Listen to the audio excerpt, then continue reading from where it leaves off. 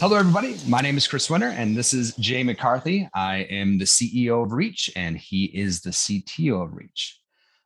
Traditionally, what we've been doing is doing the series of Better on Blockchain. We decided that we want to take a step back and do something else called Basics of Blockchain to kind of fit with the BOB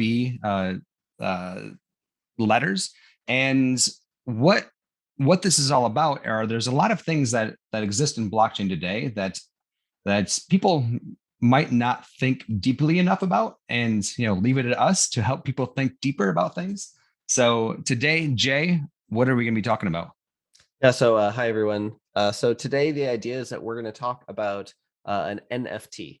So you've probably heard of NFTs, they're even on mainstream media, and NFT stands for a non-fungible token. So I think we're going to take it really slow and break down this concept and sort of explain it little by little. And one of our goals is that even if you think you know what NFTs are, we hope that you will be enlightened and will learn something more about what NFTs are after this. Does that sound like a good plan? Sounds like a great plan, and I believe that people will learn a lot because NFT is over the word NFT is overused for so many different things that some people can like, oh, I know what NFTs are 100%, but actually what NFTs mean in this context and not the actual overall context. Yeah. So I'm excited to really kind of break that down. So let's start off with just a token. So when people say token on in the context of blockchain decentralized applications, what they really mean is people first discovered blockchains, you might say, to manage ledgers. Ledgers is the fancy accounting term for a mapping between accounts and how much money is in that account. So for instance, your bank runs a ledger. That's what the bank accounts are. It says that Jay's account has this much money, Chris's account has that much, and so on. And so that's what a ledger is. And ledgers show up all over the place because you could have a ledger of how much money you owe your kids and their allowance. You could have a ledger for your personal budget, where each one of the budget categories is a different entry in the ledger. And so ledgers are just this large idea that are on blockchains. And we use the word token to refer to the units that the ledger is about. So if we have a ledger for US dollars, then the quote token is the US dollar. And if the ledger is about, say, Bitcoins, then the token is the Bitcoin. So that's a really general way of describing them. But specifically, when people use the word token, they typically mean one that is not the quote native network token of whatever consensus network we're talking about. You want to explain what I mean by that, Chris? Yeah, because most networks have their own token, their own the thing that powers them, the thing that incentivizes the nodes to make everything trustful or trustless or however you want to describe it. And Bitcoin has Bitcoin, Ethereum has Ethereum, Algorand has Algos, Cardano has ADAs, but those are the actual native tokens themselves. The But most of actually every one of these networks, even Bitcoin had color coins for a little bit, but another token that is a representation of a currency or a thing that isn't the actual native gas of the blockchain. Yeah. So we tend to call those we tend to make a distinction between the network token and the non-network token, the one that sort of lives on top of it. And a lot of the tokens that have the most cachet in sort of like the blockchain world are these non-network tokens. So Chris, what are some of the non-network tokens that people have heard of? So you've heard of probably DAI. DAI is one, USDC, USDT. Those are the three major stable coins. But there are many others. Like ERC20 is probably something that a lot of people have actually heard, and that designation is a non-network token. So anything that is a ERC20 is one of those non-network tokens. Now, what about stuff like I've heard of Litecoin or Dogecoin? I've heard of, let's say, there's like a Keep network token, or there's one that is for there was like a lending provider. Oh yeah. Oh, there's that chain link token. So Right. of those ones I mentioned, can you just tell me which ones of those are non-network and which ones? So Doge is a network token because it has its own chain, and Chainlink has its entire own infrastructure. But I believe the Link token is an ERC20 that lives on the Ethereum network. So that would be a non-network token. All right. So the point that I'm just making is that lots of the tokens that people have heard about are their own networks, but also there are quite a few that are very popular and important that are these quote non-network tokens. And the Right. word token is just referring to one of these units that you can transact. And Right. all of those tokens all the things we've mentioned so far are what is called fungible.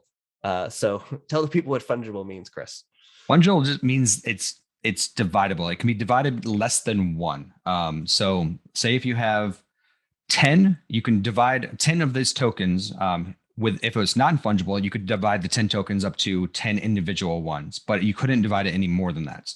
If you and once you get down to one, there is no actually more fungible than that. And a fungible token means you can actually divide the token down to X number of decimal points. And I believe each chain has their own special designation or configuration for that. So I like what you said, but I think I'm more of a theoretician than you, so I want to say it a Sure. different way.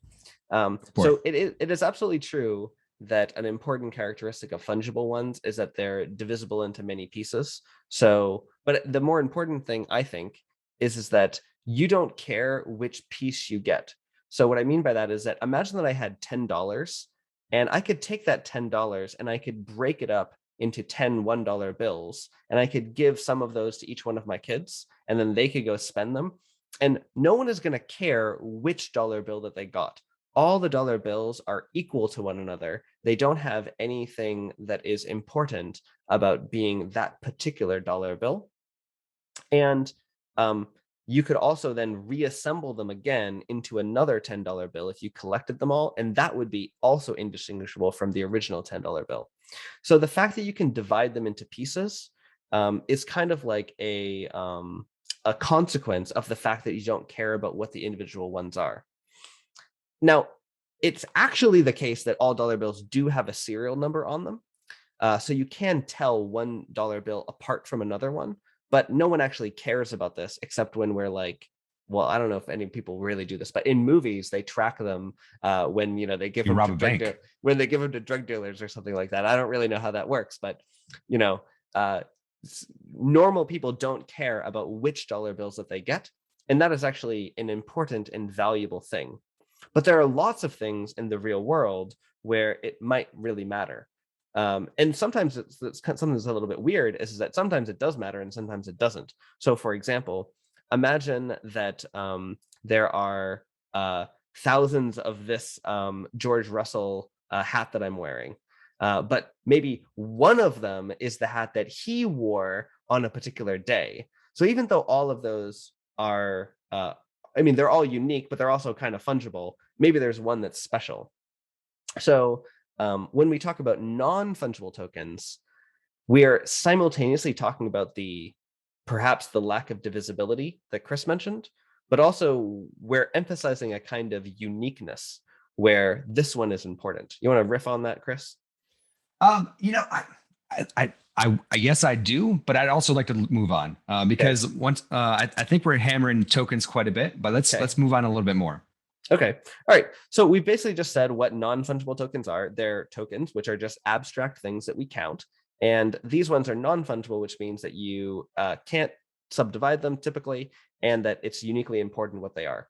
Now, at that point, kind of the next thing to say is that with normal tokens, the main thing that you care about is a ledger. And that ledger says Jay has 20 of them, Chris has 30 of them, there are 50 of them in existence. But if every one of those tokens is special and unique, then it doesn't really make sense anymore to say that Jay owns 20. Let's imagine that each one of the non-fungible tokens had like a name from the letter of the alphabet. So for instance, Jay might own the Atom token, whereas Chris might own the Zeta token, and Jay might own the Bob token, and Chris owns Claire. And so if there were 26 tokens with their own unique identities, it's actually important to know who owns every single one of them. Now, I'm just talking like techie weird stuff. Like, why do we care about that? So I like, usually I actually will kind of rip off what you're doing. I'm going to let you keep going. And the reason for it is that I believe in a different way, and I kind of want to actually go in a different direction. I don't want to actually push you off your train of thought. So I'll let you keep going, and Okay, yeah. then it's my turn. All right, all right. Okay. So yeah, so each one is, there it has its own unique identity, and we care about who owns each one of those unique things. And that means that that unique token has it's basically its own independent existence in the world. So what I mean by that is that it's like a unique artifact where we'll know that, like, the Claire token came into existence on this particular time, and Jay was the first owner of it, and Jay traded it to Chris, and then Chris gave it back to Jay later, and Jay gave it to one of his kids. And it's an abstract thing. It doesn't have any particular meaning intrinsically. It only has a meaning in as much as it is connected to the outside world. And when I say connected, I mean it is connected in a way that is only imposed by, like, us humans. Like, the token itself doesn't say I have some meaning. We give it that meaning. I feel like I'm talking like a crazy person. You are ranting a little bit, but Yeah. I'm used to it. Maybe they're not. But so you mind if I take over a little bit? Go ahead. Yeah. Okay, so what you did, and when you started talking about NFTs, you started going down the actual the path of describing what an NFT is, and which it makes sense because that's what I asked you. But what's my issue though is, like, that is what everybody does, is when you start thinking about an NFT, is like, oh, it's an asset that represents something, and I don't like that. Jay, I don't like that people start thinking about those things, because I feel it stifles innovation. Because what an NFT to me is, it has actually nothing to do with a token or being fungible, or I mean, it's a little bit about being fungible or not, but this is the actual definition people that use. What I like to say is NFT means self-sovereign ownership. I don't really care that it's how it's actually, like, if it's an asset or whatever. What I truly care about is all it is an immutable, self-contained, trustless way of designating ownership of something. That to me is what an NFT is. And it's a I say an argument. I try not to be argumentative, but it's something that I talk to people a lot about, is because in everybody's mind goes directly to, there's a token that I pass around and it is something. But at the end of the day, the token doesn't matter. The thing doesn't matter. All that is actually on the chain is a representation of ownership. The thing doesn't have to be on chain. The thing itself might not actually be the thing that's valuable. But this is actually a thing I was talking to Shanti about the other day. For the audience, Shanti is one of the stars of Reach, one of our star employees. Yes. And we were talking about, she's like, I don't get why people are spending millions of dollars for a JPEG that anybody can own. I'm like, well, no, not everybody can own. Everybody can actually have a copy of it. And the actual the thing itself isn't the thing that is the valuable. The actual the scarcity of the ownership of that thing is what's valuable. And then I got kind of really, like, weird about it. I said, hey, okay, so buying a painting, buying the Mona Lisa. If you bought the Mona Lisa, and that's worth, hundreds of millions of dollars, lots of money. Are you buying the painting, or is it what's worth it is the actual ownership of the original thing? Because, like, this is what I proposed to her. I said, if you were able to copy that painting down to the atom and then give that to someone, is that worth as much as the original? And I think most people would say no, because they want the one that, Da Vinci actually touched. Exactly. So then why is that any different than buying these JPEGs? Because the original is the thing, and what you're really buying is the actual ownership and not the actual image itself. And it's kind of weird to think about. So I want to, roll back a little bit. So All right. like when we started with NFTs, like I was describing it from like the tech implementation side. And Right. then you're like, you stupid tech person, we Right. should talk about the product interface side of it. Right. You know what That's I mean? the only thing that matters. Yeah, All right. the value that it actually gives to people, and the Exactly. value, the thing that it is that ownership.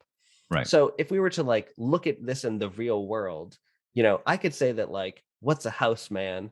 And one way to say what a house is, it's like sticks and foundation and stuff. There's a way to describe what the house is made out of. Right. There's also a way to describe the fact that what's the house for? I live in it. And then there's also another level, which is like the abstraction of the house, which is like who owns the house that is at this particular address in this Right. particular town. And what NFTs really are doing is they're taking that ownership and they're making it so that it is, as you said, self-sovereign ownership. So I think that we want to elaborate on that a little bit. And I think that, Sure. the way that I would naturally do this is to say like, well, how do we know who owns my house right now in the real world? Um, Yeah. and I think that, if you've never bought a house, It's you, painful. it's really annoying to buy a house. And in my experience, one of the things that's most annoying about buying a house is the way that it shows you how floppy and ill-defined this idea of who owns things are. Because one of the things that you do when you buy a house is that you pay people who are called a title company. And basically what a title company does, this is my understanding, I'm not a title company expert, is that essentially they check to make sure that the house that you're buying was not already sold by the people who say that they're selling it to you to somebody else, and that they actually bought it from somebody that really owned it. So they're essentially just double checking that the person that you're buying this thing from is the person who really actually owns it and But nobody else. but Jay, why then do you buy title insurance? Yeah. But even though you do this, you also buy title insurance in case they made a mistake and you actually don't really own it. And Right. it's totally baffling why this is even a problem, because you're like, isn't there a database somewhere where we can just look? And it turns out that, yeah, there is a database, and that database is called a stack of paper in the county courthouse. But that stack of paper, like, oh, well, up until 1975, it was in this other building. And then in 1930, there was a fire and a flood, and we lost some of them. So basically, there's this really messy history that like tracks where things actually are. And the dream, you might say, of the blockchain is to avoid all of that messiness and have a clear, articulable place that says this is where you look to figure out who owns something, and everybody will always agree who actually owns it. And there won't be a need or opportunity for these middlemen to get in between But you and who owns it. but wait, there's more. What's So more? so the reason why I push back hard on your technical definition of NFT is because when you put a technical definition onto the NFT, you limit the potential of what the NFT could be. And when you actually take a step back and look at the abstract of what it is, a self-sovereign ownership, you can actually really start like imagining what more that could be. Because so if it's a self-sovereign ownership, could it be self-sovereign ownership with rules?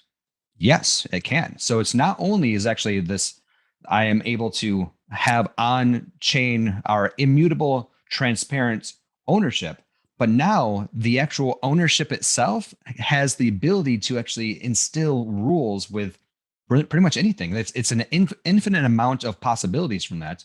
So, but giving you certain use cases, you could do things like attach royalties to the transfer of a NFT. So say I bought a thing and I then sold it to you.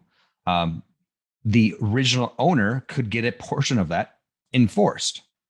Like those are the type of things you could actually build in. Or another thing that I talk about is that I am only able to transfer this NFT to, or this thing, or transfer ownership to somebody that has ownership of another thing.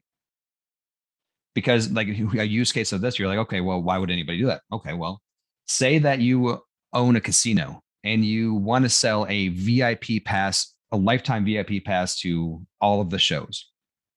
You don't want that to get in the hands of just anybody.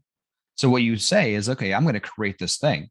But the only hands that this can go to are people that are part of the NFT club, which I then actually pass out these NFTs to designate if somebody's actually in the club, and then you can sell to anybody in the club, but only to people in the club. But like all of these things is if like are only possible if you take a step back and ask what really is an NFT and not what technically it is. It is. So I want to take your stepping back and ignoring the technical stuff and elaborate what you said technically, which is that getting back to technical. Okay, fine. Yeah. So, Chris is like, oh, we can control the way that it's sold. We can, and I feel like people out there are like, what the heck is he talking about? How do we do that?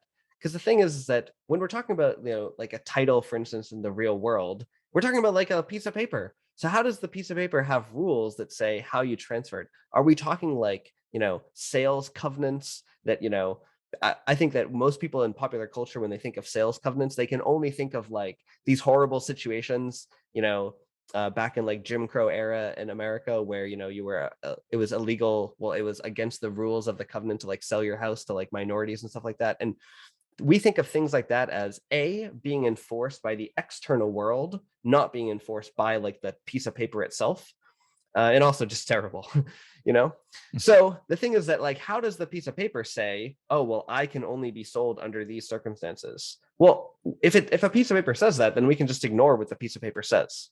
Right. The difference, though, is that on the blockchain, the NFT is a thing. We don't have to, Chris doesn't like saying it's an asset. He doesn't like saying it's a token. It's a data structure. It's a thing. It's a data structure. And part of that data structure has information in it that can answer the question, who owns this? So at a very high level, you can imagine that your NFT, in the simplest case, is like a text box. And the text box says, Jay owns it.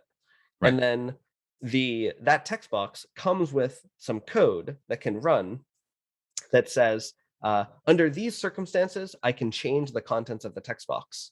And that part where it says under these circumstances, those are where all the rules can happen.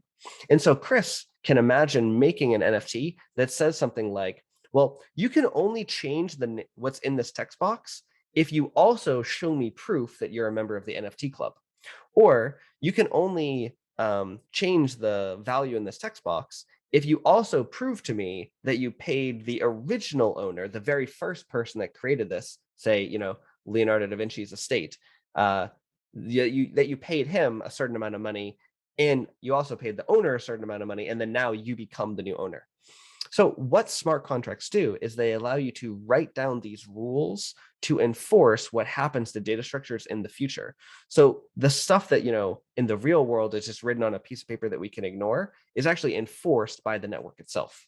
This is the thing I get really excited about when people talk about NFTs, because everybody thinks like, oh, I'm handing JPEGs back and forth, and that I call those dumb NFTs because they don't actually do anything other than that text box of who actually owns it. And I don't care how it's technically implemented, because it most likely will change a lot over time, because that's what happens when new tech comes. But you just need to make sure, you, not Jay, you listener, need to actually make sure that you don't ask the question of how something was done, especially when we're this early, because I promise you, we're doing it wrong. So you need to ask yourself what it should be and how do I get there? And NFTs is one of those things that is the most promising thing to me, because pretty much everything on this planet is owned by somebody. And everything on this planet has rules of engagement of owning that thing. And if I could see, maybe not every single thing in the world that somebody owns, but a majority of things that people are owned digitally and physically, that are represented by some type of blockchain, and that is what really excites me. Yeah, and the hobby horse that I beat on, right, is that this self-sovereign thing means that no one can interfere with your ability to control access to the thing that you own. So Right. what that means is that no one can stand in the way of you proving that you own something. So for instance, there's not going to be there can't be a situation where someone, um, maliciously burns down the courthouse just to prove that you don't own something anymore. You Right. can't be the target of an attack like that because the blockchain is immutable and no one can mess with it. Similarly, it can drastically lower the transaction costs for doing something like selling your house. Like right now, um, you know, the title insurance part of a house, of buying a house in America, is a very small percentage of it. But I read a book by Hernando de Soto a few years ago, and one of the things that it talked about is how these titles are extremely expensive to acquire in other countries. I think he was talking about a particular place in Brazil. I'm not really sure how the political system in Brazil is organized, whether this is like a, a, um, a countrywide thing or a state level thing. But he was talking about how because the titles are so difficult to maintain and acquire, many people don't actually have titles to their houses because it would have been they basically don't have enough money. They have enough money to buy the house, but they don't have enough money to deal with the regulatory infrastructure. And so that's an example of people who, because of the existence of this middleman, are in a very precarious place with regard to their property. And you know that is very painful to hear about this because it's an example of something where the blockchain is ready to help people if only we could actually show up and make it happen. And I think that Yeah. that's just a small part of how blockchain can actually like improve people's lives in the future.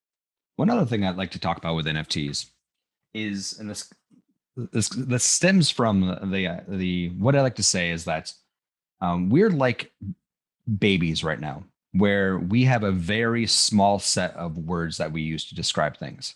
So just like a little kid will use, a word like an apple to describe every fruit. Yeah, What we're my doing, little sister, she had pork chicken and beef chicken and fish chicken. To right? her, chicken was meat. Exactly. So what we're doing, what now we all of as the blockchain community is using the word NFT for far too many things.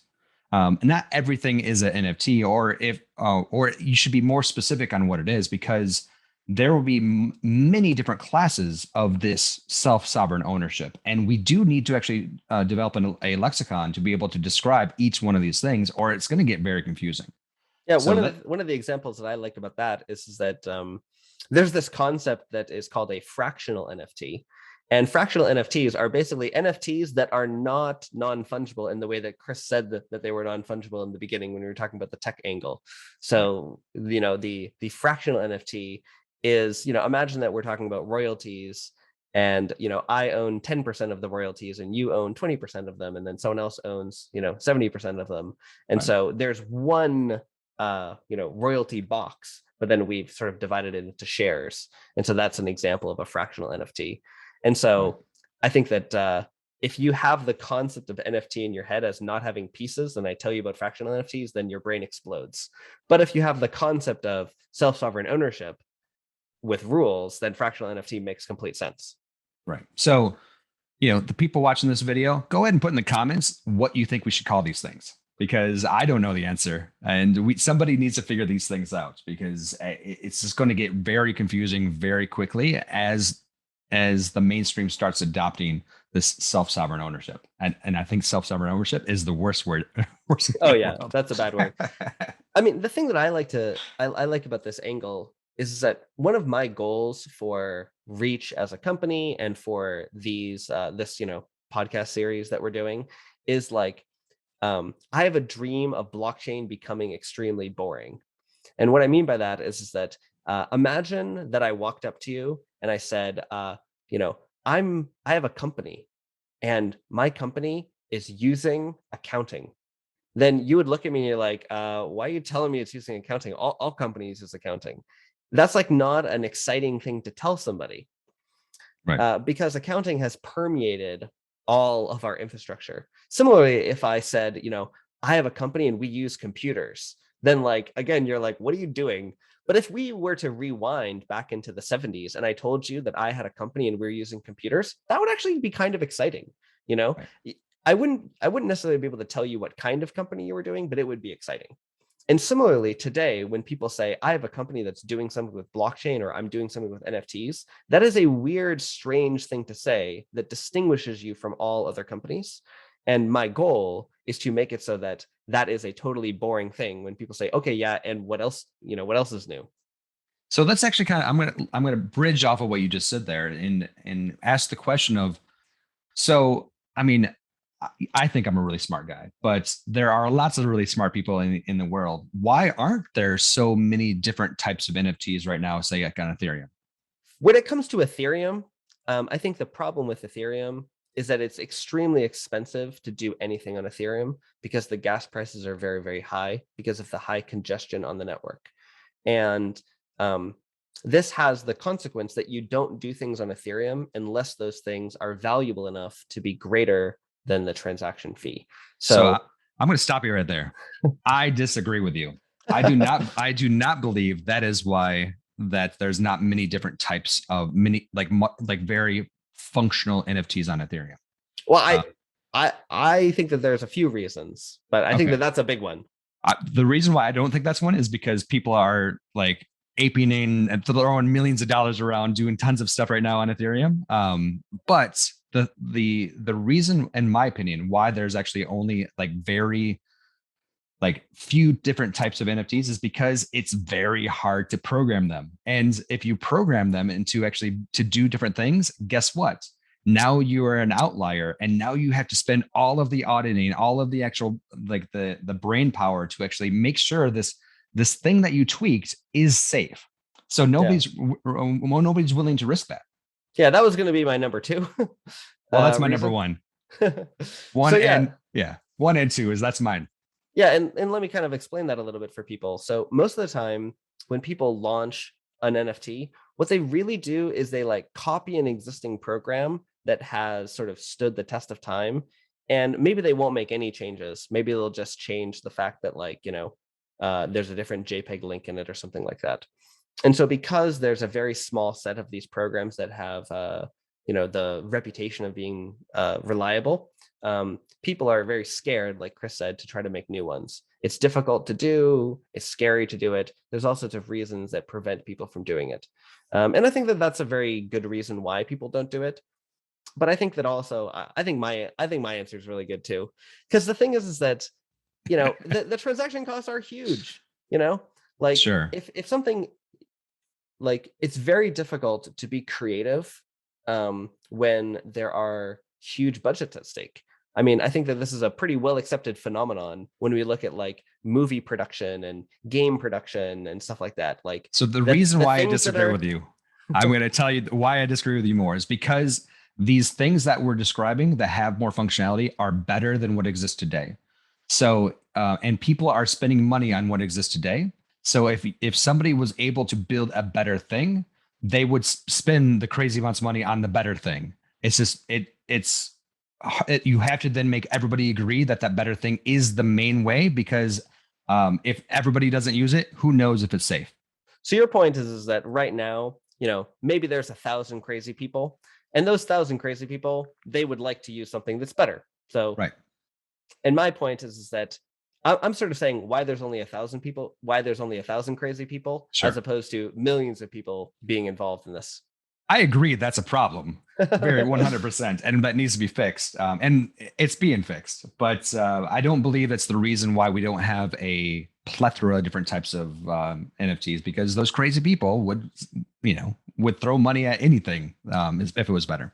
So, you're basically saying that there's a failure of nerve where people aren't brave enough to make these new things.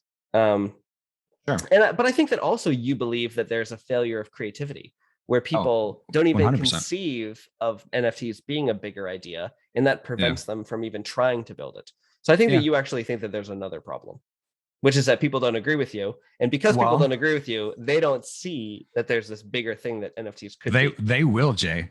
They will agree with me if I tell enough people. But yeah, so we talked about this quite a bit. You know, I'm gonna shill a little bit because I mean, I don't know how not to shill. One of the things that Reach provides, the company that Jay and I both work at, is the ability to allow for people to experiment and be able to build these things because it's much easier and also safer. So that when somebody comes in with this bright idea, they don't need to worry and say, okay, where can I download this template to actually do this thing? It's let's just do this thing and let the actual math guide the way, right?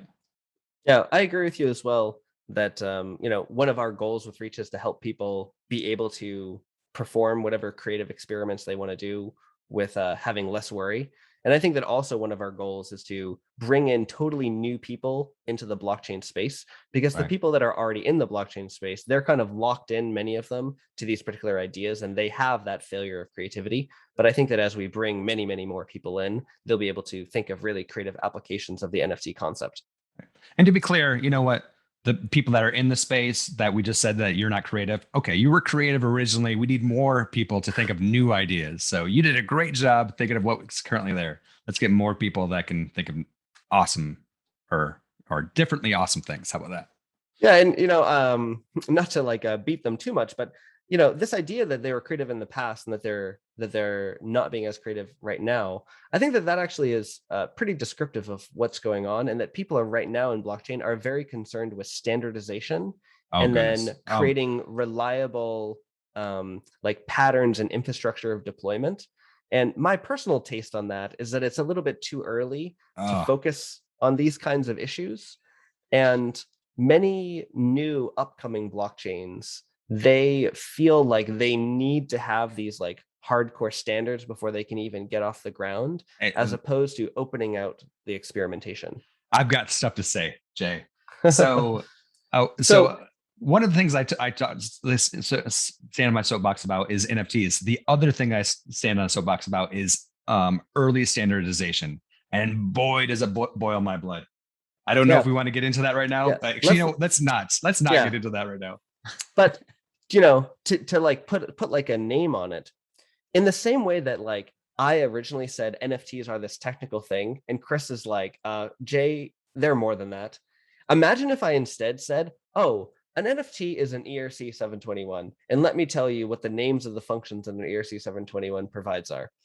So, there's like that would be like saying that like the standard decides what the concept is, but that is the opposite way to think about it. The Right. concept exists, and then once we have that concept, we go searching for technical implementations of it.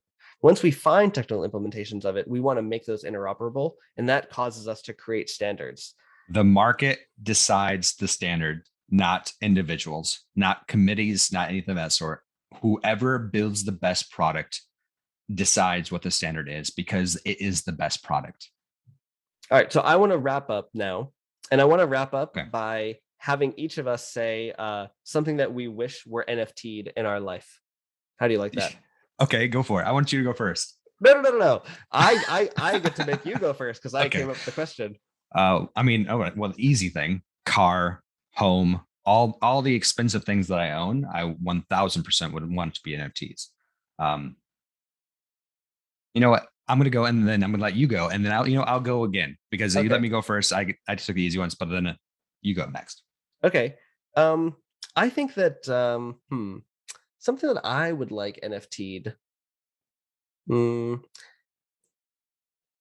I think that so I in my other life I'm an academic researcher, and so I really like the idea of trying to like keep track of like the provenance of research articles and research ideas.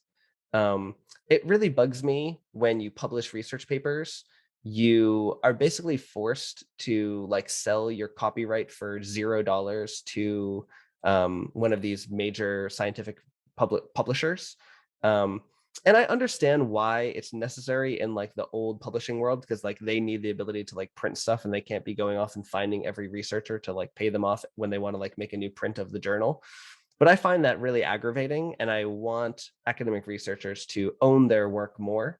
And I think that that would be really valuable. Okay, Maybe fine. that's not super exciting. Sorry. I mean, I like your thing too of, my house and car. Now let's see if I can actually wake up the audience again. How about indexing NFT in all of my video games so I can actually sell my video games? Okay, Uh, that's cool. How you about mean that? like your My games on like Steams, your Steam my games? Steam account. Yeah, like I've got thousands. If I will never play. If I could resell those, if they were unique, where they actually had some scarcity, and because I bought some games during the Humble Bundle, and I would love to actually have like that recognition and be able to actually sell that as almost a collectible. I think that that would be valuable too, because maybe someone out there really wants to play. I don't know. I have Humble Bundle too, and there are so many games on it where I'm like, seriously, you're giving me this? Right. Where I'm never gonna touch it. But every once in a while you get some good stuff, and you're supporting a good cause. All right. So I'm yeah. gonna do another way out there. I would like to NFT myself.